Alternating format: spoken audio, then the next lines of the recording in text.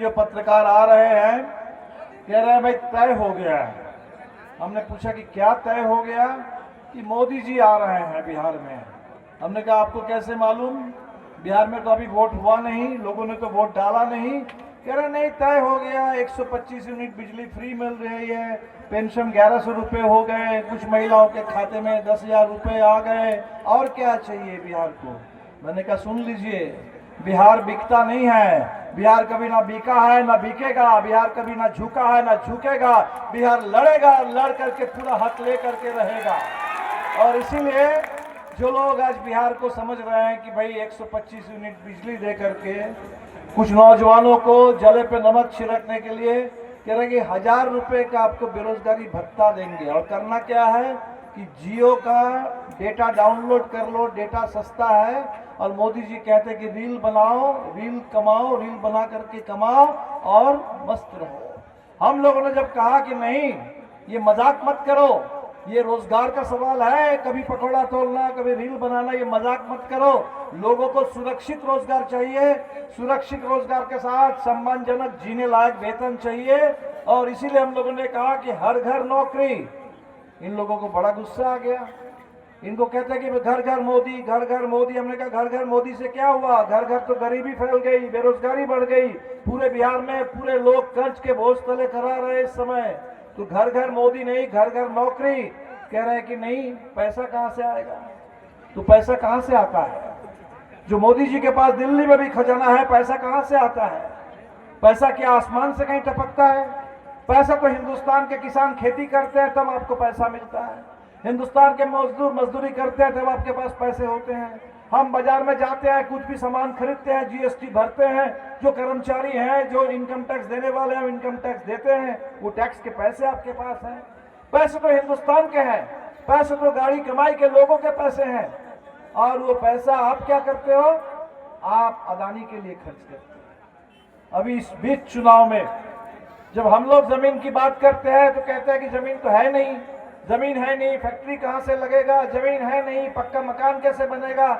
लेकिन अदानी जी के लिए 1050 एकड़ जमीन भागलपुर के पीरपैंती में सालाना 1 रुपए के लीज पर हिंदुस्तान के सबसे अमीर आदमी को अब मुफ्त में जमीन दे रहे हो, और हिंदुस्तान के सबसे गरीब लोग जब अपने रहने के लिए 5 डिसमिल जमीन की मांग करते हैं, अब कहते हो कि जमीन नहीं है। और इसीलिए इंडिया गठबंधन ने तय किया कि हमारी सरकार बनेगी, और गांव में जिनके पास रहने के लिए जमीन नहीं है उनके लिए 5 डिसमिल, और शहर में जिनके पास रहने के लिए जमीन नहीं है उनके लिए 3 डिसमिल जमीन उपलब्ध कराना ये सरकार की जिम्मेदारी होगी। इंडिया गठबंधन ने तय किया है।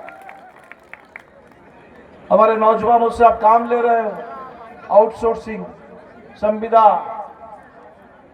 काम पैसा सरकार देती है, पैसा चला जाता है आउटसोर्सिंग एजेंसी के पास, और आउटसोर्सिंग एजेंसी वाले अपना कमीशन काट करके कुछ मजदूरी दे देते हैं। हम लोगों ने कहा कि ये बीच में बिचौलिया क्यों? सरकार अगर काम दे रही है, सरकार मजदूरी दे रही है, सरकार के लिए जो काम कर रहे हैं उनको सीधे बताओ कि सरकारी कर्मचारी है, सरकारी कर्मी है, उनको पक्की नौकरी दो और उनके लिए वेतन तय करो। ये आउटसोर्सिंग खत्म करो, ये संविदा पर काम खत्म करो, और सरकार के लिए काम करने वाले नौजवानों को, तमाम लोगों को, महिलाओं को सरकारी कर्मी का दर्जा दो। कहते हैं कि काम नहीं है। काम कहाँ नहीं है? कितने लोग कर रहे हैं काम पूरे बिहार में, सरकार के लिए काम कर रहे हैं। रसोईया बहनें स्कूल में खाना बना रही है, किसके लिए? सरकारी स्कूल चले इसके लिए कर रही है। आशा की बहनें अगर जान की बाजी लगा करके बिहार के लोगों को बचा रहे का काम कर रही है। पूरे कोरोना काल में उन्होंने काम किया, किसके लिए? सरकार के लिए। ये रात में स्कूल में पहरा देने वाले रात्रि प्रहरी किसके लिए काम करते हैं?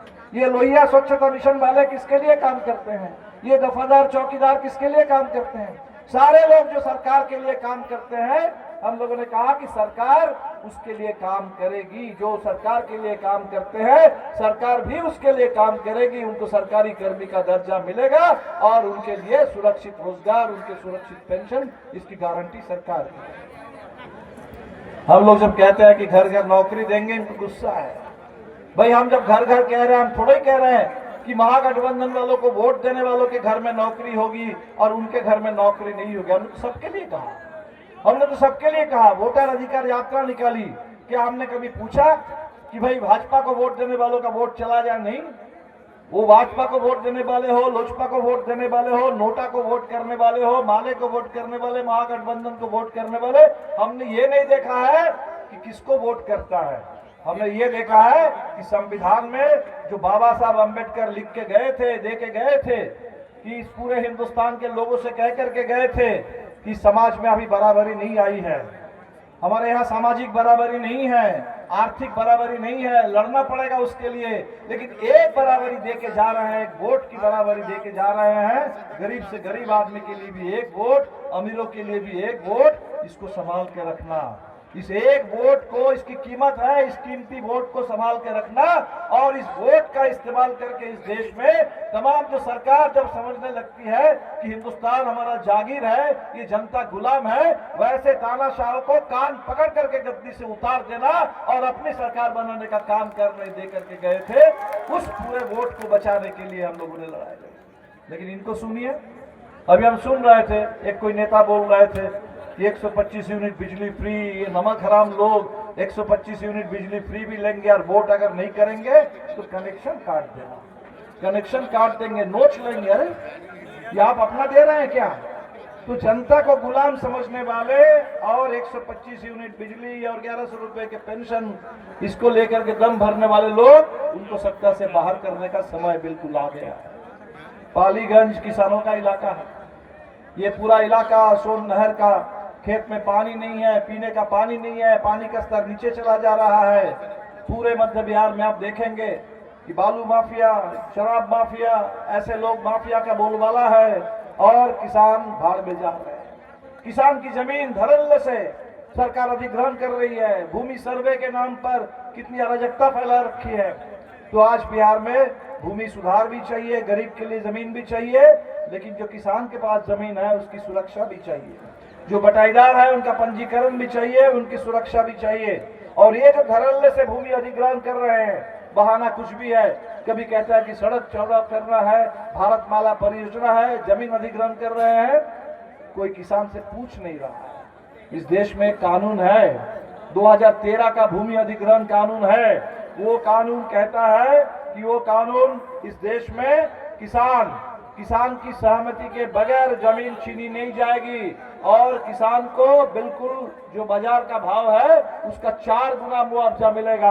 हम लोगों ने कहा है कि 2013 का जो भूमि अधिग्रहण कानून है वो सख्ती से लागू किया जाएगा और बिहार के अंदर ही जो नए महाजन आ गए, माइक्रो फाइनेंस कंपनी वाले, जो माइक्रो फाइनेंस कंपनी वाले जनता को तंग कर रहे हैं, उनके ऊपर नकेल कसने का काम किया जाएगा।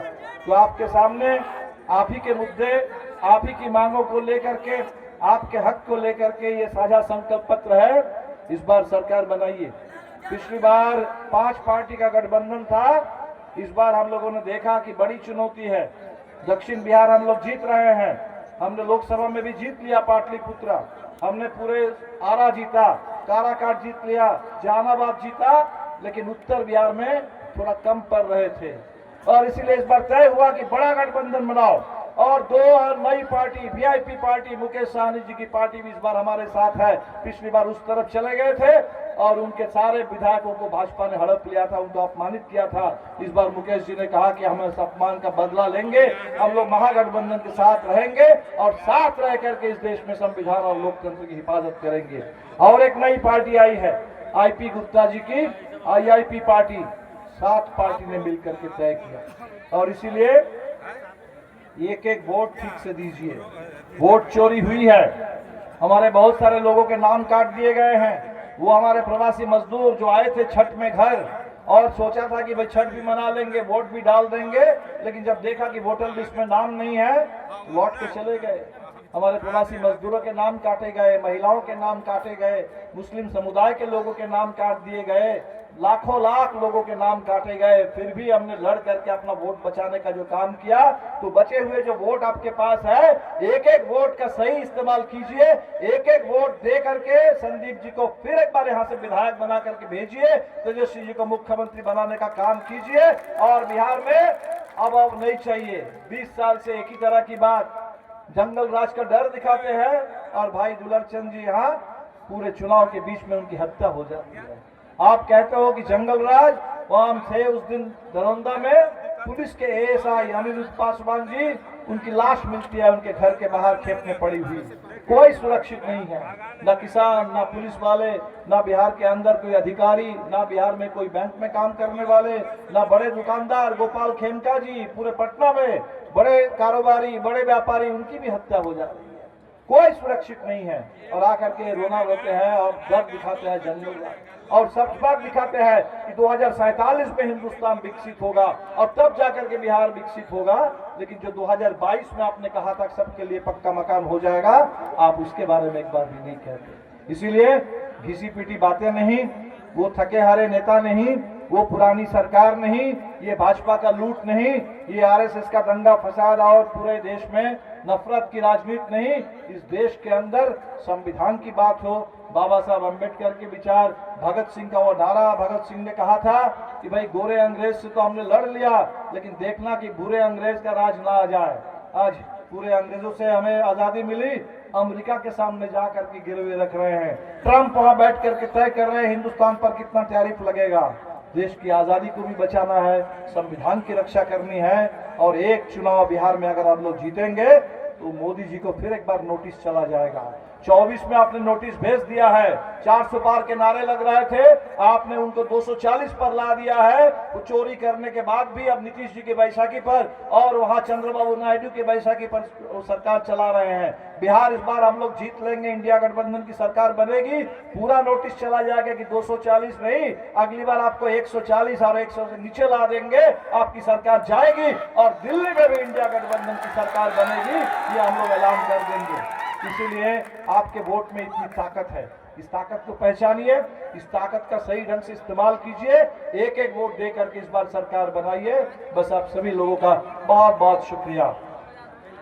वोट चोर, वोट चोर, वोट चोर, बदलो सरकार, बदलो सरकार, बदलो सरकार, लड़ेंगे, लड़ेंगे, लड़ेंगे। बहुत बहुत शुक्रिया।